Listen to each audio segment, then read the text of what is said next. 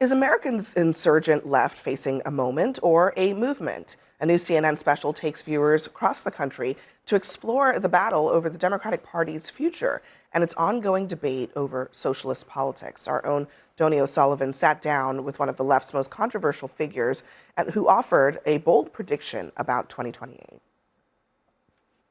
Will you endorse the 2028 candidate if they are pro-Israel in a way that you don't like? If you ultimately are about defeating fascism in this country as you describe it, surely shouldn't you get on board with whoever the main candidate is? Luckily, I don't think I will have to make that calculation at all, because there is 0% chance that whoever the elected Democrat is that wins the primary will be pro-Israel in any way, shape, or form. You'll see.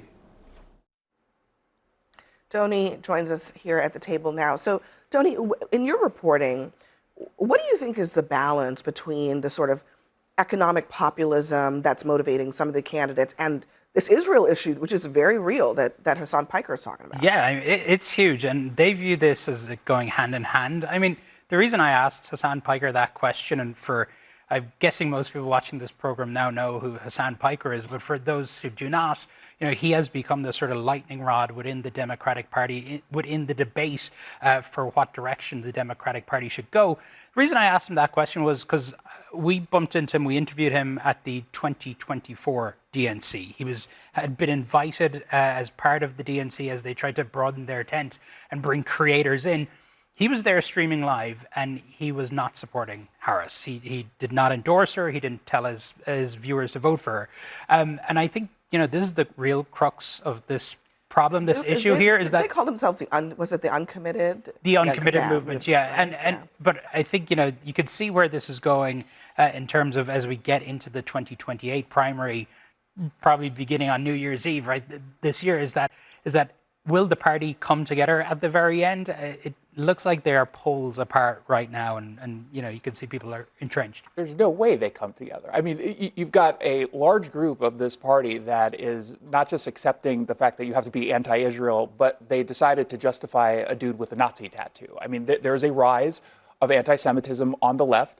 It is, as a Jew, it's absolutely terrifying to me to see that. As a Republican, I say, at least it's guaranteeing at the national level, the White House, probably going to be a lot easier for the Republicans if we're truly going to go up against either someone who is an anti-Semite or choosing to reject that and then upsetting the base that's not going to go turn out. I know I sound like a broken record when I say this, but we have to acknowledge that this movement away from Israel is not solely a Democratic phenomenon. It is happening on the right and on the left.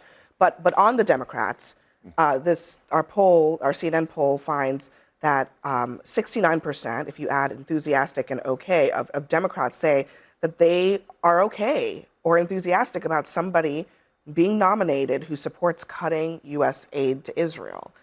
Again, I think it would be a political mistake for Republicans to believe that this is a solely Democratic issue. But it's so much more pronounced on the Democratic left right now. And that very polling suggests that it's a big issue for those who identify with and would support Democratic Socialists. But conventional Democrats, it's a much less salient issue. Also, Washington Post polling. But that's 69%. I mean, we just talked about the self-identified Democratic Socialists is only a third. But also, come off as myopia. Almost two-thirds. But also, like this whole thing, this is the problem that we've had around anti-Semitism in Israel in this political debate is because people have made it a political football, when in all honesty, it's not. You have an entire movement, the Groper movement, Nick Fuentes, who are rooted in anti-Semitism. You have people on the far right. I mean, Marjorie Taylor Greene talked about Jews controlling the weather in space lasers. So let's not act as if. The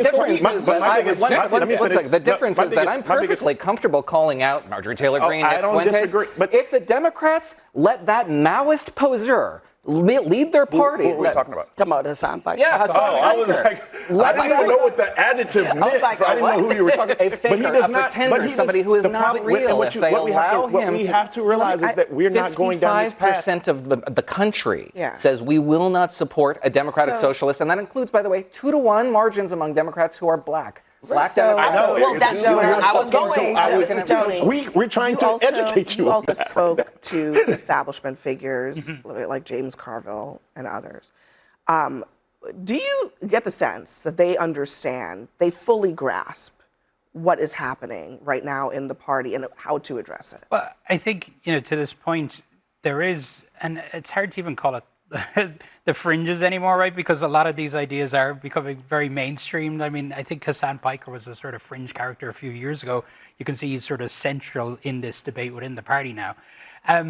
What you see on both the right and the left, I mean, if you're watching Tucker Carlson, as millions of people do every day now, I was at CPAC earlier this year speaking to many of those young MAGA guys who were very disappointed about the start of the Iran war.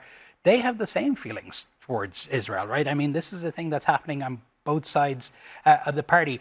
I don't think that, the likes of the James Carville necessarily understand what is happening. And because I think so much of it also has to do with where these guys, young guys, oftentimes are getting their information, their news and information. They're not getting it from mainstream media, they're getting it from online. A big generational component to this. So super interesting stuff.